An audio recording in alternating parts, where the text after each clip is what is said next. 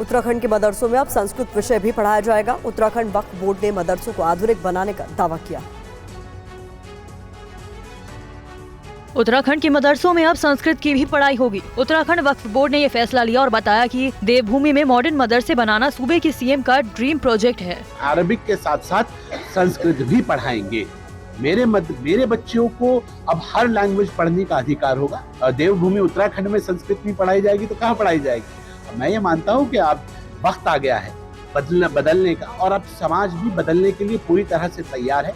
मैं ये कह सकता हूँ ये मॉडर्न मदरसे जो मेरे युवा मुख्यमंत्री पुष्कर सिंह धामी जी का भी ड्रीम प्रोजेक्ट है। बोर्ड ने ये फैसला भी लिया कि मदरसों में एनसीईआरटी के पाठ्यक्रम लागू किए जाएंगे। मदरसों में अब अरबी भाषा के साथ संस्कृत शिक्षा भी होगी। सरकारी अनुदान वाले मदरसों के लिए ये योजना है। नमाज के बाद कुरान की शिक्षा और फिर आधुनिक पढ़ाई होगी। उत्तराखंड वक्फ बोर्ड के इस फैसले पर कई मुस्लिम संगठनों ने सवाल उठाया है। वैसे भी संस्कृत के स्कूल बना सकते हैं, उसमें हमें कोई आपत्ति नहीं है, लेकिन मदारिस के अंदर संस्कृत को लाने की बात करना, ये कॉन्स्टिट्यूशन में जो अधिकार माइनॉरिटीज को दिए हुए हैं उन अधिकारों में आप हस्तक्षेप कर रहे हैं।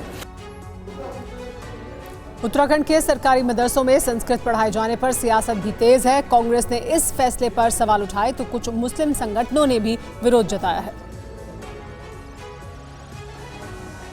कांग्रेस सहित कई मुस्लिम संगठनों ने उत्तराखंड के सरकारी मदरसों में संस्कृत पढ़ाए जाने की तैयारी का विरोध किया है। कांग्रेस ने कहा कि मदरसे में सिर्फ संस्कृत ही नहीं, फारसी और जर्मन पढ़ने का भी ऑप्शन होना चाहिए। अगर मदरसे में ये कहा जाए कि संस्कृत पढ़ाना है या कंपेल किया जाए तो बिल्कुल सही है कि मैं समझता हूँ कि जो मदरसा बोर्ड बना उसकी आत्मा पर कहीं ना कहीं एक तरह प्रहार है। बिहार शिया वक्फ बोर्ड के अध्यक्ष ने कहा कि हमें संस्कृत से दिक्कत नहीं है, लेकिन सरकार मदरसे की आत्मा को मारने की कोशिश कर रही है। लखनऊ के शिया धर्मगुरु मौलाना सैफ अब्बास ने कहा कि संस्कृत के साथ साथ स्कूलों में अरबी और उर्दू भी पढ़ाई जानी चाहिए। उसमें भी अरबी और उर्दू की शिक्षा चालू की जाए ताकि देश के हर नागरिक को, हर बच्चे को संस्कृत भी आए, अरबी भी आए, उर्दू भी आए। इससे ज्ञान बढ़ेगा और दूसरे समुदाय की किताबें पढ़ने में आसानी हो जाएगी।